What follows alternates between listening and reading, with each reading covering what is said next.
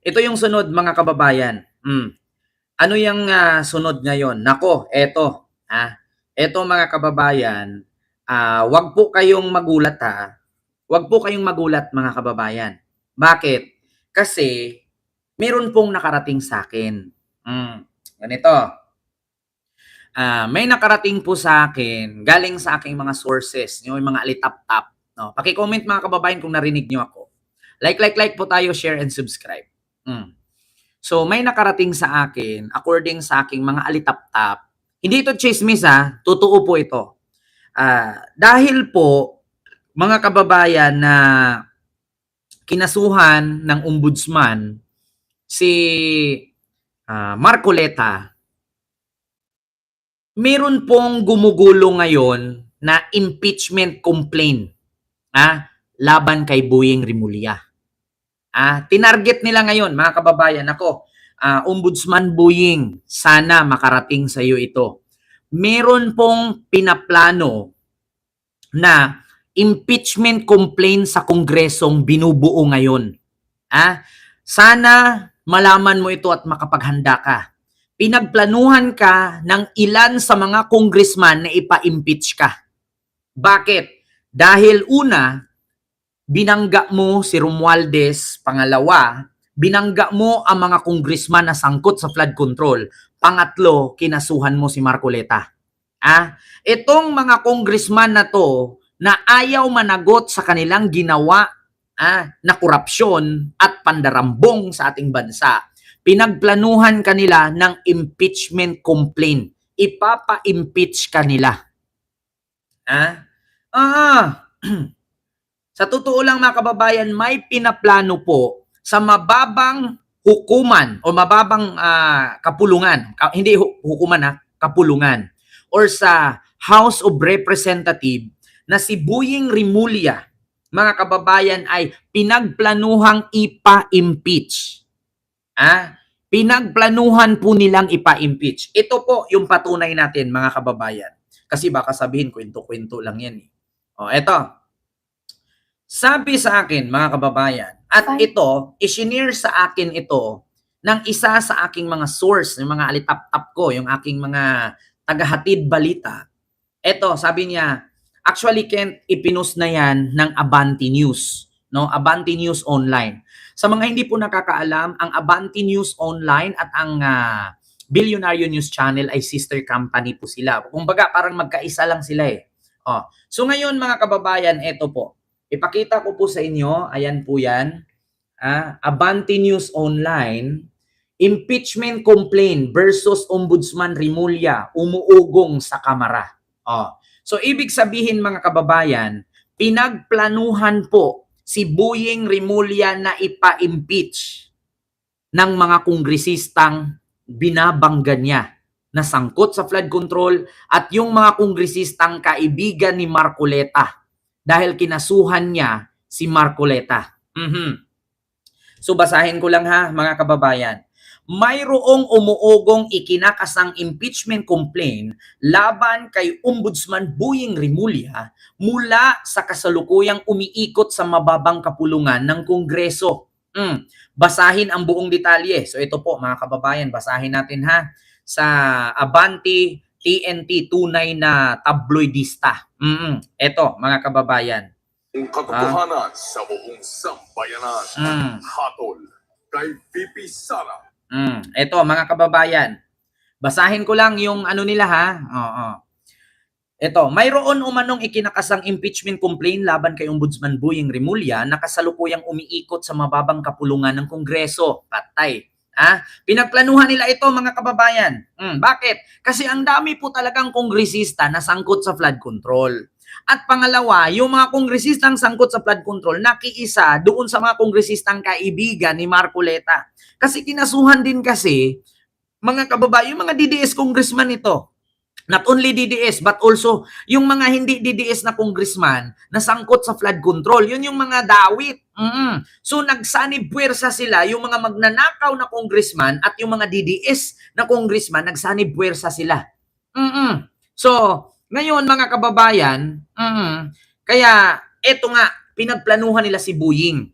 So ngayon, eto, Ito umano ang nakarating na impormasyon kay Jesus Falsis mula sa kanyang Tweety Bird or informante. Ayon sa kanyang Tweety Bird, suportado ng ilang religious group ang naturang hakbang, ngunit nakapagtataka raw ang timing nito.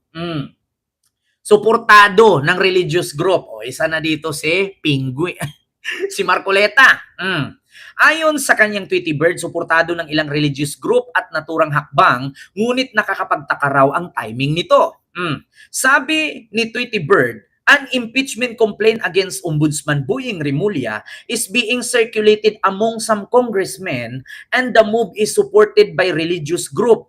Sabi ni Francis sa kanyang post sa Twitter.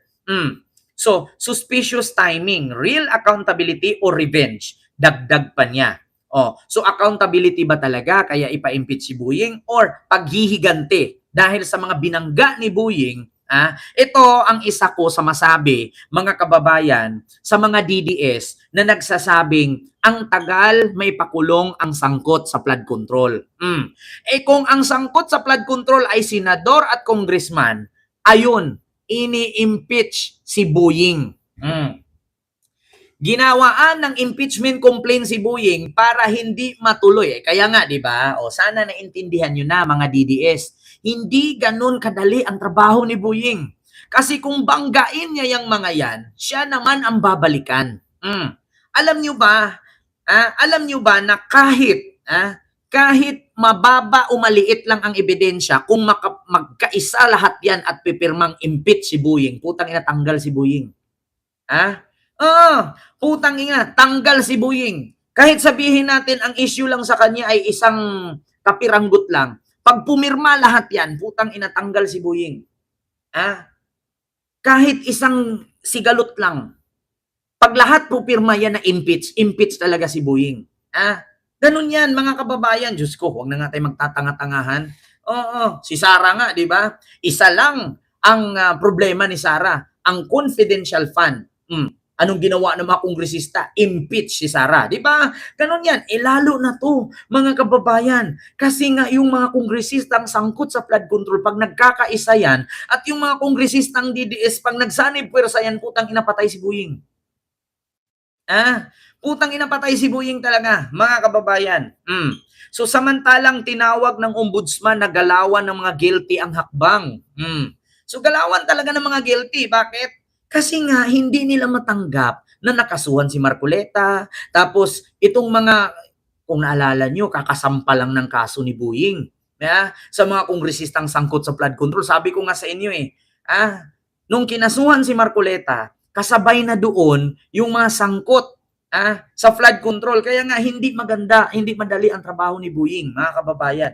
Una, yung death threat niyan, yung galit sa kanya. Kaya nga, sabi ko sa inyo mga kababayan, kawawa talaga si Boying dito. Si Boying ang mabagsakan lahat. Tapos, ridiculous, sabi ni Falsis. And maybe action of the guilt. Text sa abante ni Assistant Ombudsman Miko Clavano.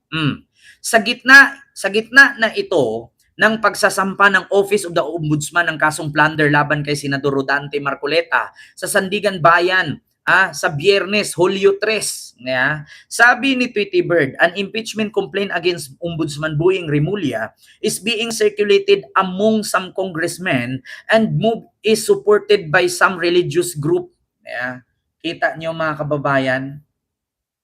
Talagang wala, hindi kasi matanggap mga kababayan sa totoo lang nitong mga sangkot sa flood control ng mga kongresista, yung mga kontraktor, kontraktor, dili kon kong. Yan yung mga sangkot na kickback yung may project sa kanyang lalawigan, tapos yung budget 1 billion, tapos yung ginastos 700 million lang. Yung 300 million binulsa. Kasi ganito yan kwento ko sa inyo mga kababayan. Alam niyo, pasalamat kayo, hindi ako kung someday pagbigyan ako ng pagkakataon, ako yung magiging presidente, putang ina, ubos kayo lahat sa akin. Kayong mga kurap. Ganito yan Ako, I was born and raised surrounded by politician. Ganito yan. Halimbawa, ito, probinsya ko, Davao. Congressman ako. Merong isang kalsada, mahaba yung kalsada na yan. Itong kalsada na ito, mga kababayan, ito, may hawak akong blueprint. Itong kalsadang ito, mga kababayan, wait lang ha. Ito yan. Itong kalsadang ito, blueprint yan na blueprint. Itong kalsadang to, babadgetan ko to ng 500 million. Kalsada yan. Sa 500 million na yan, kukupitan ko yan. Congressman ako eh. Biding-biding yan eh. Laki ng kikitain ko yan. Ngayon, sa 500 million, kuhaan ko ng 100 million yan. O, di 400 million na lang. Tapos, ipasa ko ngayon yan sa engineering, ipasa ko ngayon sa DPWH yan, 400 million na lang. So, sa 400 million, kukupitan yan ng DPWH ng 100 million, 300 million na lang. Para mabuo yung kalsada, imbis na 100 bakal ang ilagay sa kalsada na yan, 7 na lang. Bakit? Ang layo na ng agwat ng bakal. Bakit? Sa simento, kukupitan. Sa bakal, kukupitan. Sa graba, kukupitan. Kaya magulat kayo dyan sa mga lalawigan ninyo. Magulat kayo dyan sa mga lalawigan ninyo kung bakit wala pang 1 taon yung kalsada ninyo lumubak na, nabiyak na, o di kaya magulat ka, may backhoe na dyan, sinira na. Ganyan po mga kababayan ang sitwasyon sa nakawan ng mga congressman. Wala akong pinangalanan pero napakaraming lalawigan sa intero Pilipinas, kalsada, ganyan ang problema. 300 million ang pondo, pero yung kalsada, kung isuma total mo, putang ina, nasa 100 million lang. Bakit? Imbis na ang budget na simento 1,000, 300 lang ginamit. Yung graba na 1,000, 300 lang ginamit. Swerte na lang tayo kung matapos siya. Di bali ng kulang sa materyales basta natapos. Huwag lang yung kulang na sa materyales, hindi pa tapos. Kaya ngayon yung mga congressman na ganyan ang galawan, na paulit-ulit na lang, pabalik-balik sa posisyon, minsan nag-congressman, tapos naging governor, tapos sa congressman, governor, mayor, tapos governor, tapos congressman na naman, mga kababayan, ganyan ang gawain nila. Kaya yung mga congressman na yan na tinatawag ni Boying Remulyang contractor, yan yung mga nagpaplano ngayon na i-impeach siya. Together with the friends of Marcoleta at sinuportahan pa ng religious group. Yun ang sabi ni Jesus Palsis. Kaya mga kababayan, delikado si Boying dito. Mga kababayan, kapag ka si Boying masilipan, isang pagkakamali lang, putang ina, magkakasundo lahat yan. Sabihin ko sa inyo mga kababayan, wala akong pangalanan, pero nako, sa 100% kongresista, mukhang 60% sabit eh. Di ba? 100% na kongresista, 60% sabit sa kickback. Tandaan nyo yan Sa 10 congressman, 6 ang sabit, 4 dyan ang mabait. Tandaan nyo yan mga kababayan, wala akong pangalanan pero kung makita ninyo, doon sa mga kinasuhan ni Boying, ang dami po talagang congressman ang nasasabit. Pag sinabi nating more than 1, marami. Kaya nga sa 10 congressman 6 dyan sabit, 4 lang dyan totoo. Kasi bakit? Yung kalsada, ang simento, 1,700 lang ginamit kay kinupit. Yung bakal, 1,700 lang ginamit kay kinupit. Yung graba, 1,700 lang ginamit kasi kinupit. Kaya magkandalitsi-litsi ang project, either matapos or di kaya hanggang ngayon tenga pa. Which is nangyari yan sa administrasyon ni Digong. Ang daming proyekto na dapat matapos 2022, 2016 si Digong presidente 2017 nag-umpisa, 2022 tapos na sana pagbaba niya. Putang ina, hanggang ngayon 2026 hindi pa rin. Ma'am Japi na Years TV. Kaya kung mapapansin ninyo, mag-comment kayo dyan, saan yung probinsya ninyo na kadalasan sa kalsada butas-butas na wala pa 1 taon? Paki-comment anong probinsya ka, anong lalawigan mo. I-comment ninyo yung lugar ninyo, anong lugar ninyo ngayon na ang kalsada ninyo wala pa 1 taon butas na. Tapos nakikita nyo dun sa tarpaulin DPWH, 300 million, 400 million, project by ganito. Diba? Maraming ganyan mga kababayan. Kaya ngayon, binangga ni Boying, ang ginawa nitong mga kung congressman, Bicol Sir Ken, sabi ni Ma'am Winnie Artos. Actually, ganito pa nakakatawa, Bicol, sabi ni Ma'am Winnie Artos. Actually, mga kababayan, nakapunta ako sa Bicol Ganito yan. Pumunta kasi ako ng Bicol kasi may jowa ako dyan, taga Tiwi Albay. Pumunta ako ng Bicol, pagdating ko sa Tiwi Albay, babiyahe ako niyan papuntang Tabaco. Tabaco. Merong lugar dyan sa Tiwi Albay, unahan, papuntang Tabaco, na yung tulay, laging sira. Ilang beses nang inayos, sira pa rin. Alam nyo ang idinahilan nila? Binangga daw ng barkong ginto ni Don Tiago. Saan kayo nakakita ng gintong barko ni Don Tiago na bumabangga sa tulay na yan? Putang ina. Binangga ba talaga ni Don Tiago ng barkong ginto ni Don Tiago o binangga ni Congressman? Yeah? Sino yung nag-comment dyan? Ma'am Winnie Artos. Ma'am Winnie Artos, sabihin mo sa akin, from Tiwi Albay papuntang Tabaco, sabihin mo wala kang madadaanan diyang kalsada dyan na may tulay na binangga daw ng gintong barko kaya hindi maayos-ayos, ilang beses ni-renovate yung tulay na yan. Putang ina, nakadaan ako dyan Sabi ko, putang ina, sinong congressman dito pinagbintangan pa yung gintong barko na Engkanto daw. Binangga, putang inang yan. Yeah? Binangga daw. Gintong barko pa pinagbintangan. Putang ina, sabi ko, di ako maniniwala sa ganyan. Gintong barko. Di sana kung may bumangga doon, di sana yung nagasgas yung ginto. Di sana kinuha mo yun. Sabi ko nga, binaba ko talaga kasi nakamotor kami. Sabi nung lalaki, sabi ko, tay, anong nangyari dito sa tulay na ilang beses na daw to laging ganito? Nabangga kasi yan sa gintong barko ni Don Tiago. Sabi ganun. Sabi ko, gintong barko, babain ko nga. Pagtingin ko, asan yung ginto tay? Yung gas-gas man lang ng ginto tay. Don Gigo ba? Don Gigo? Don Gigo ba yan? Nagas, si Don Gigo. Mga kababayan, putang ina Sabi ko talaga, putang ina, pagbintangan nyo pa yung Engkanto gintong barko. Sabi ko, kung may gintong barko, asan yung gas-gas dun sa simento Binabangga daw. Sabi ko, saan ka nakakita ng barko dadaan sa sapa? Di patay yung propeller nun. Paano kaya iikot yung propeller nun? Kung dadaan sa sapa, yung sapa tuyo. Sabi ko, putang ina, binangga ng barko, tas yung sapa tuyo.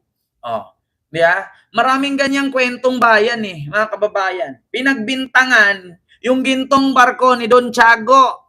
Hindi ba kaya si congressman ang bumangga? Kaya ito nga mga kababayan, dahil sa mga ganyang kwentong barbero ni Congressman, ni Traktor, mga kababayan, putang ina. Hindi ka panipaniwala. Pagbintangan mo yung barko ng Engkanto o si Congressman nagpaka-Engkanto.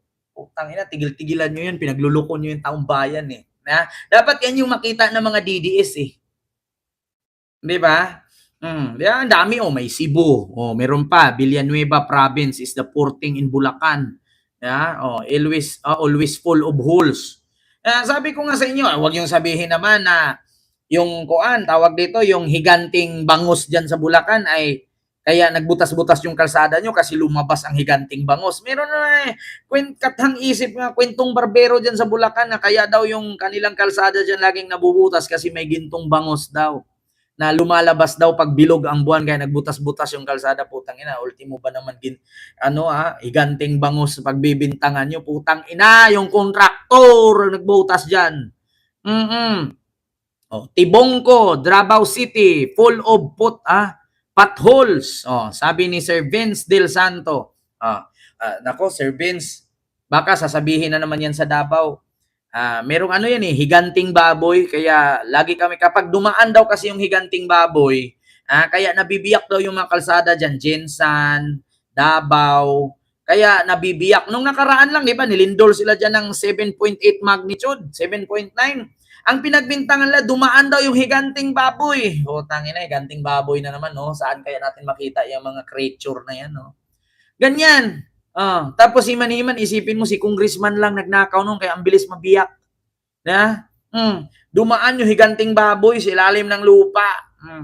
Grabe, no? Ang daming palusot. Ultimo yung mga nanahimik na creature, no? Nanahimik na mga Engkanto pagbebintangan pa ni congressman. Ay nako. Kaya sino pa? Cebu. Ayan. Ito ha, mga kababayan, sa Cebu daw. Sino yung nag-comment kanina, nakita ko Cebu.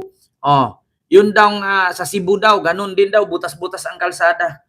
Wag yung sabihin na kadahilanan yan ng mga barko ni Magellan. Baka daw dumaan na naman yung Naku mga kababayan, yung barko ni Magellan naman yung bumangga ng karsada ninyo. Oo, baka may mga golden buffalo na naman dyan. Putang ina, si Congressman sisihin nyo, wag si Magellan, Diyos ko. 1521 pa yun, Diyos ko po, mga kababayan. Anong taon, hindi pa nga pinanganak ang tatay ko, 1521. Matagal nang naging abo si Magellan, tapos pagbutas-butas ang kalsada sa Cebu, ang pagbibintangan yung barko ni Magellan, putang ina talaga. Yan yung sakit ng mga DDS, ang bilis maniwala. Kaya, sa totoo lang kawawa si Boyeng Rimulya, mga kababayan. Pinagplanuhan po si Ombudsman Boyeng Rimulya ngayon, mga kababayan, ng grupo ng mga congressman na sangkot sa flood control at mga congressman na kaibigan ni Marcoleta. Nagsanib puwersa sila at umuugo ngayon sa Kamara ang napagplanuhang impeachment complaint laban kay Boyeng. Nako, mga kababayan, mukhang hindi kasi nila kayang masuhulan si Boyeng eh. Hindi ko lang din sure. Yung sinabi ni Trillanes na parking fee, Hindi natin sure kung totoo ba yung parking fee na yan. Hindi siguro si Boyeng masuhulan, dinaan na lang sa impeachment complaint ng Kamara. So yun po yun mga kababayan. Ako, Diyos ko, kawawa naman.